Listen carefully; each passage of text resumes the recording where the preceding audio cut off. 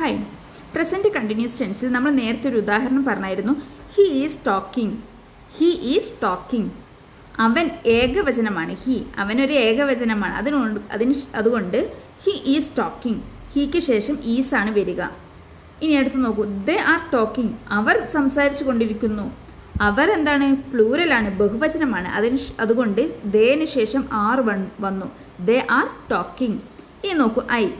ഐക്ക് ശേഷം എന്താ വരിക? ഈസും ആറും വരുമോ? I is talking, I are talking എന്ന് പറയുമോ? ഇല്ല. ഐക്ക് ശേഷം എന്താണ് വരിക? ആം. I am talking. ഞാൻ സംസാരിച്ചു കൊണ്ടിരിക്കുന്നു. I am talking. ഞാൻ സംസാരിച്ചു കൊണ്ടിരിക്കുന്നു. പ്രസൻറ്റ് കണ്ടിന്യൂസ് ടെൻസിൽ ഏറ്റവും ഇമ്പോർട്ടൻ്റ് ആണ് ഐക്ക് ശേഷം എ എം എന്ന് മാത്രമേ വരുള്ളൂ. ഓക്കെ. I am talking. നേരത്തെ നമ്മൾ എങ്ങനെയായിരുന്നു?